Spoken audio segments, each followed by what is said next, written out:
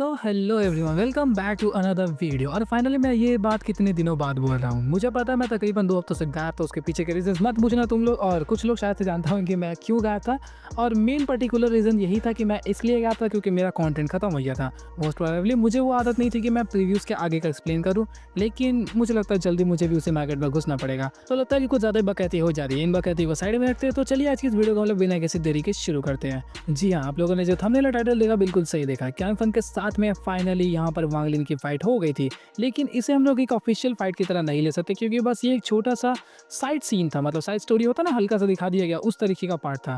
और एक्चुअली में मुझे पता है कि आप लोगों ने इसके रिगार्डिंग और भी वीडियोस देख लिए होंगे, लेकिन जिन लोगों को भी मेरा तरीका पसंद है या फिर मेरे टोन, तो ये वीडियो सिर्फ और सिर्फ आप सभी लोगों के लिए। तो जैसा कि हम सभी लोगों ने लेटेस्ट एपिसोड में देखा कि वांग लिन फाइनली सुजाकू प्लैनेट पे वापस आ चुका था। उसने वांग जाओ के साथ में मुलाकात की, अपने डिसेंडेंट्स को बचाया। उसके बाद वो वापस से दूतियान से मिलने आता है और देखता है सोल रिफाइनिंग सेट की हालत बहुत ज़्यादा ही खराब दिख रही है। क्योंकि ऑफ कोर्स यहाँ पे वो जो शेओस आया था, उस शेओस के अंदर में सभी लोग फंसे थे, तो सोल रिफाइनिंग सेट भी फंसा ही होगा। उसके बाद दूतियान के साथ में उसकी बातचीत होती है कि किस तरीके से उसे सोल ट्रांसफॉर्मेशन में ब्रेक थ्रू करना है, लेकिन अपने पास पैहों की कमी है, मेरा मतलब सेलेस्टियल जेट्स की कमी है। जैसे इस बात को वहाँ पे दूतियान सुनता तो उसने कहा बस ये छोटी सी बात मैं अभी पूरी कर देता हूँ। वहाँ पे दूतियान ने बताया कि हमारे पास लिमिटेड एडिशन है, लेकिन हम लोग ट्राई करेंगे कि तुम्हें जितनी ज़्यादा ज़रूरत है हम उन सभी चीज़ों को तुम्हें ला के दें। जिस वजह से दूतियान बाकी अपने आसपास के जितने भी लेवल 3 या फिर लेवल 5 के सेट्स थे, उन सभी के ऊपर में हमला बोल देता है अपना बड़ा सा हथियार लेकर। गलत हथियार के बारे में मत सोचो, मैं एक्चुअली में 1 बिलियन सोल फ्लैग की बात कर रहा हूँ। कई लोग तो बस उस सोल फ्लैग को देख के ही वो लोग सरेंडर बोल दे रहे थे कि हम लोग बस नहीं ले पाएंगे, इतना बड़ा नहीं सह पाएंगे, जिस वजह से उन लोगों ने चुपचाप अपने सेलेस्टियल जेट को दे दिया। और इस एपिसोड को देखने के बाद मुझे ऐसा फीलिंग आ रहा था कि दूतियान और वांग लिन की जो जोड़ी है वो काफी अच्छी है। मतलब एक तरीके से तुम लोग मान लो बीटीटीएच का मास्टर यावलाव और शुयन जैसे, मतलब दोनों मिलकर कुछ छोटे मोटे कांड कर रहे हैं, जो कि थोड़ा सा फनी भी है, मिस्चीवियस भी है, देखने में काफी अच्छा लग रहा था। और तुम लोग अपनी राय पे लेना, क्योंकि मुझे भी एक टाइम के लिए लगा कि दूतियान और वांग लिन इज अ गुड डुओ। आप लोग कमेंट में बताना जरूर। इसके बाद ही जैसे ये लोग सबकी लूट के आते हैं इज्जत, उसके बाद ही वो लोग जैसे सोल रिफाइनिंग सेट में एंटर करने वाले थे, तभी सामने में एक फॉर्मेशन नजर आया जो कि दूतियान तक को एंटर करने से रोक दे रही थी। तो वहां पर दूतियान ने जैसे गुस्से में चिल्लाया तो बाहर आता है एक बाबली सांड। तुमने कुछ और एक्सपेक्ट किया था ना। जैसे ही वो वहां पर बाहर आता तो हम लोग को पता चलता है कि ये कोई और नहीं बल्कि क्यान फंग है। क्यान फन वॉज एक्चुअली अनएक्सपेक्टेड, क्योंकि इन लोगों ने कभी भी एक्सपेक्ट नहीं किया था कि क्यान फंग यहाँ पर आएगा सोल रिफाइनिंग सेट में, वो भी करने क्या है इस बारे में अब पता चलेगा। वहाँ पर क्यान फंग जैसे ही अपियर होता तो उसने दूतियान को उसके अंदर एंटर तो करने दिया, लेकिन वांग लिन को वहीं पर रोक देता है। और वो वहाँ पर कहता है कि मैं एक बार देखना चाहूंगा कि दूतियान सीनियर आपने जिसे सिलेक्ट किया, क्या वो सोल रिफाइनिंग सेट का नेक्स्ट लीडर बनने के लायक है या फिर नहीं, या फिर ये डरपोक निकलेगा, मुझसे लड़ेगा भी नहीं। इस बात को सुनकर वहाँ पे दूतियान काफी ज्यादा नाराज होते हैं, क्योंकि उन्हें भी अच्छी तरीके से पता था कि क्यान फंग की जो पावर्स है वो बहुत ज्यादा है, मिड सोल फॉर्मेशन। और अभी फिलहाल जो वांग लिन की पावर्स है वो बहुत ज्यादा कम है, जिस वजह से शायद से वहाँ पे वांग लिन उसको संभाल ना सके। लेकिन जैसे ही क्यान फंग ने इस चीज को कहा, वांग लिन को पता था कि मैं इस बैटल से यहाँ पे भाग नहीं सकता, जिस वजह से करना क्या है, लड़ना है। जिस वजह से वहाँ पे वांग लिन ने ना आप देखा ना ताव देखा, उसने सीधा अपने सेलेस्टियल स्वॉर्ड को निकाला और एक तेज हमला करता है। तुमको लगा होगा कि सेलेस्टियल स्वॉर्ड का वार उसने पहले भी किया, वो काफी नॉर्मल चीज है। इतना नॉर्मल भी नहीं था ये मोमेंट, क्योंकि वांग लिन ने जिस सेलेस्टियल स्वॉर्ड का वो वार किया था, एक्चुअली में वो जो स्लैश था वो उसकी 120% पावर्स को प्रोसेस करता था। सोच सकते हो, वो मतलब सभी एनिमीज के सामने सिर्फ अपना 100% देता है, लेकिन अपने पहले अटैक के अंदर ही उसने 120% इस्तेमाल किया। अब इससे हम लोग समझ सकते हैं कि वांग लिन किस लेवल का एनिमी समझता है क्यान फंग को। जैसे ही वो वार क्यान फंग की तरफ बढ़ रहा था, तो क्यान फंग चिल माइंडेड, मतलब ये मेरा क्या ही उखाड़ लेगा। उसी दौरान उसने अपनी उंगली को आगे की तरफ में किया और सोचा मैं एक उंगली से उसे रोक दूंगा। बस उसने सोचा ही था। इसी दौरान जैसे ही वो वहां पर उसके साथ में उंगली से टकराती है, एक बूम होता है। ये इतना ज्यादा भयानक धमाका था कि आसपास के 4 कट्टा 4 धूर को उसने हिला कर रख दिया। इसी दौरान हम लोग को नजर आता है कि उस ब्लैक फ्लॉक के अंदर में वहां पे वांग लिन को कुछ नहीं होता, बल्कि एक्चुअली में क्यान फंग ही एक लौता कल्टीवेटर था जो कि 1000 फीट पीछे हट चुका है। इस चीज को देखकर वहां पे क्यान फंग एकदम शॉक, ऐसा कैसे हो सकता है, जो मैंने कभी एक्सपेक्ट नहीं किया था, ऐसा हुआ कैसे।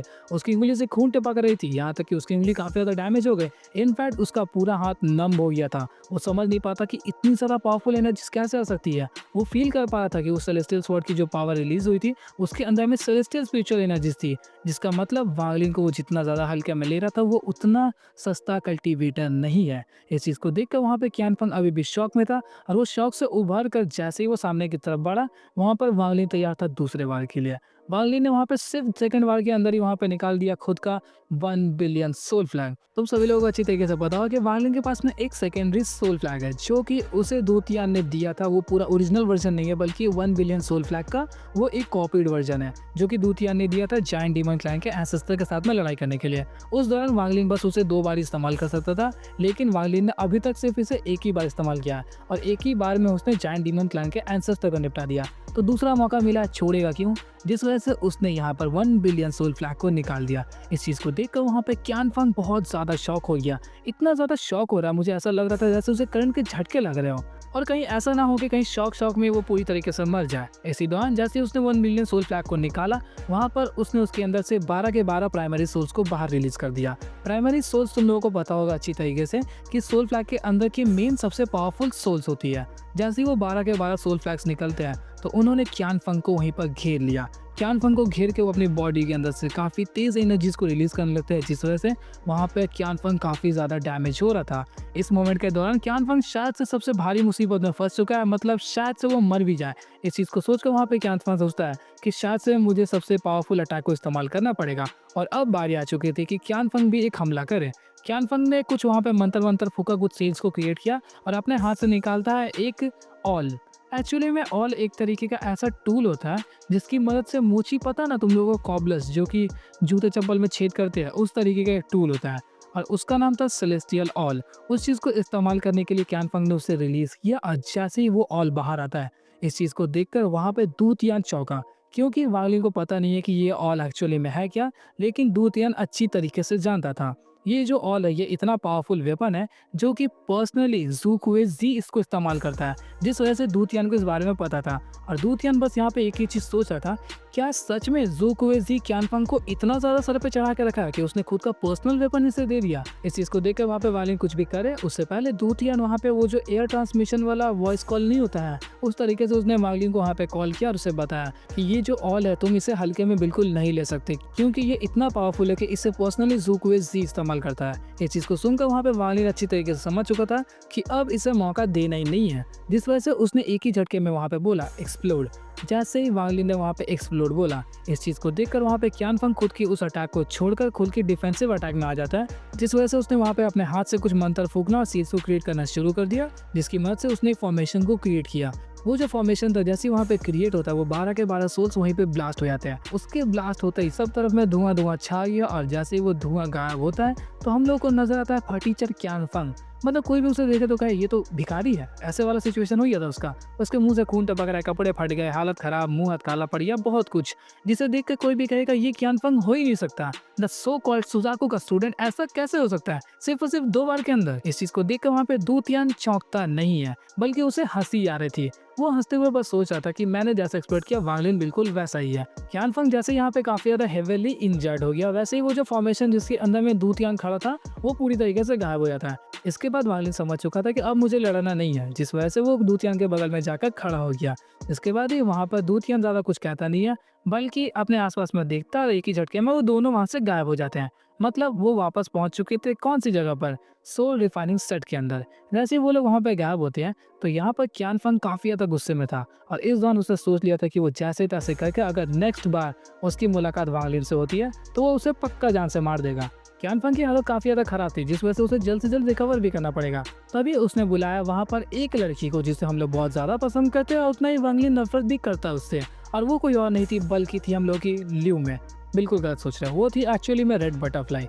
क्यानफंग ने जैसे रेड बटरफ्लाई को वहाँ पर बुलाया तो एक शायद से वाइड ओपन होगा जिसके अंदर से वो एंटर करेगी। इस चीज़ का डिस्क्रिप्शन नहीं था, लेकिन वो वहाँ पर आ जाती है। वहाँ पर आने के बाद ही क्यानफंग ने अपने हाथों से उसके हाथों के बीच में पॉइंट आउट किया, जिस वजह से उसकी जो एनर्जी थी वो इसके अंदर में ट्रांसफर हो जाती है। मतलब वो वहाँ पे हल्की सी कमज़ोर नजर है और क्यानफंग की जो इंजरीज थी वो पूरी तरीके से रिकवर हो गई और शायद से यही मेथड का वो इतने दिनों से इस्तेमाल कर रहा है। मतलब इनडायरेक्टली जैसे तैसे करके वो लोग रेड बटरफ्लाई का चूस ले रहा है, पावर्स कुछ और नहीं। और यहाँ तक क्यानफंग की वाहियात हरकतें मैं सह सकता हूँ, लेकिन जस्ट इसके बाद ही उसने एक ऐसा चीज किया जिसे देख के तुम लोग कहोगे भाई इसने तो यहाँ पे सॉफ्ट कॉर्न चला दिया। बिल्कुल सही सोच रहे हो, इसने यहाँ पे उतना घटिया काम किया। उसकी उंगली से अभी भी वो खून टपक रहा था। उसने भले ही अपनी इंजरीज को हील कर लिया हो, लेकिन उसकी उंगली अभी भी इंजर्ड थी। इसी दौरान उसने रेड बटरफ्लाई की तरफ में वो उंगली की और रेड बटरफ्लाई उस उंगली को चूसने लगती है। मतलब तुम लोगों ने देखा ना ये उँगली चूसने चाहता वाला सीन कहाँ चलता है? बहुत ही गंदा लगा मुझे। तुम लोग को अच्छी तरीके से पता होगा कि कहाँ पर उँगली चूसते-चुसाते हैं। क्या करें लेकिन इतनी बैड-एस लड़की जिसे देख के हम लोग एक टाइम के लिए सोचते थे वाह! रेनेगेड इमॉर्टल में मज़ा आ रहा है। लेकिन अब इसे देख के ऐसा लगता है भाई क्या हो गया इस बेचारे के साथ?